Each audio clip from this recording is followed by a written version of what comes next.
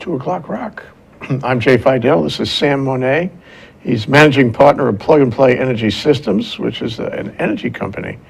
And this is ThinkTech Tech Talks. We're talking about cybersecurity today. Should we trust the government? Should we trust the universe? Absolutely not. Welcome to the show, Sam. Thanks for having me on the show, Jay. Great. It's a pleasure to be here. So you're into energy. Tell us what you do in your regular daily life. Well, Jay, I'm not a nerd. I'm not a cyber expert, but we do have cyber experts in our company, some cyber nerds that work for the U.S. government in Washington, and they consult with us to give us, to write our software and to give me insights into what the heck's happening in the world out there. So why is an energy company interested in cybersecurity? Well, we design and manage microgrids, and microgrids use SCADA software that controls computer-controlled battery systems, PV, and energy systems. So one of the things that I'm going to try to bring into the program here is that size matters. And in the world of cybersecurity, the smaller you are, the better you are. The bigger you are, the easier it is to take you down. Is that because it's easier or because you're more iconic and those who would like to take you down are more interested in iconic targets? That too. But it's also about size, and it's about portals, places where hackers can enter. And for large companies, there are portals all over the world. And for small companies, there might be only a few. So all it takes is one employee in Timbuktu to take a company down. And so it happens every day. Why can't I get some smart guys like the guys you're talking about who work for the government but, moonlight, to help me make it tight? Why can't I do that? I mean, are we losing the battle against those who would hack us? We're losing it every day.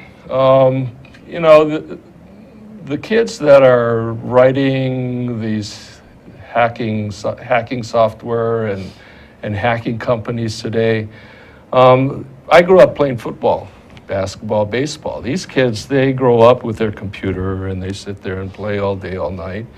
And it's their way of gaining recognition, making money.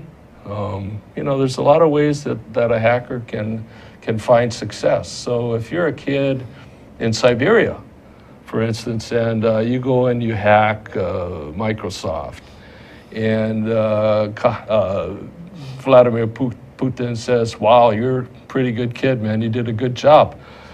What the Russians will do is they'll keep you on payroll, all right, unofficially. You'll be making good money, and nobody will know that you're who you are, and you'll continue to work. And so for a kid in Siberia, this is a good way to make money. And it happens to kids in Libya, you name it. I mean, I've known hackers that came from some of the craziest little places in the world, and they were so good with their computers because that's all they had. Yeah, that was their whole life. I ran into a group of hackers. I wasn't there physically, but I know about them in Vladivostok. Okay, there you go. It was an apartment full of guys, lived there, and all they would do all day is hack. How nice for them. Yeah. That's their life, their world. They love it. Yeah. And the other thing is that one time, actually, I went onto the web to see if I could find hacking software. Oh, yeah. And you know what? It was easy to find. Dark web. Yeah. It was easy to find. Yeah, Tor. Ordinary person like myself. Yeah. And I figured that if I spent a little time at that, I could learn how to hack programs. Well, you have to be careful on the dark web because lots of times there are sites there that suck you in and they actually end up hacking you. Of course. So I actually used Tor once to go after a hacker. Tor, that was the one. Yeah, Tor is a dark web browser that allows you to communicate and do searches and things anonymously. Not leaving any trail. No Nobody trail. can find you that way. But our governments use Tor too because they want to penetrate without leaving tracks. So actually once I had a hacker that was destroying my computers, and I knew who he was, but Every time I went to try to get after him, he destroyed my computer, shut it down. And so what I ended up doing was buying a PC instead of my Mac, using an email alias and Tor. And I went in and I found out where his mother and his sister were. And, I sent him an email through Tor with a photo of his sister's sister's photo on her page and his mother's address, and all I got back was "leave my family alone." That was the first communication in like 2 months. But you flushed him. I flushed him, and I said, "Restore my computers," and it's over. And in 2 hours later, I put my computers back online, and he came in and restored them, and that was it. So that's what hacking is all about. It's about finding a weak spot, okay, penetrating that spot, and using it to your best advantage. And, this guy was really good. I mean, he could do some things with a computer that were scary. And the funny part is I told the FBI here in Honolulu that I believe this guy had penetrated their system. And they all, "Oh, thank you very much, have a nice day." Never came back to me. And so at that point there, I thought, I'm going to have to, do this on my own. I'm not going to get any help from anybody else. And that's when Yeah. But I wonder, a lot of the hacking seems to me is because they can go anonymously. Yeah, Okay. that's the key.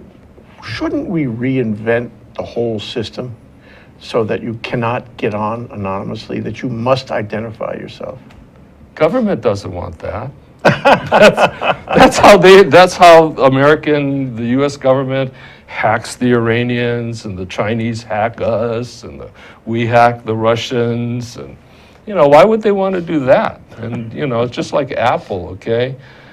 Apple is the classic example, the Apple iPhone, all right? The key to surviving in the cyber world is to reduce your surface area, your hackable surface area. So what you do is, if you remain small, like an iPhone, a singular iPhone is 1 unit, okay?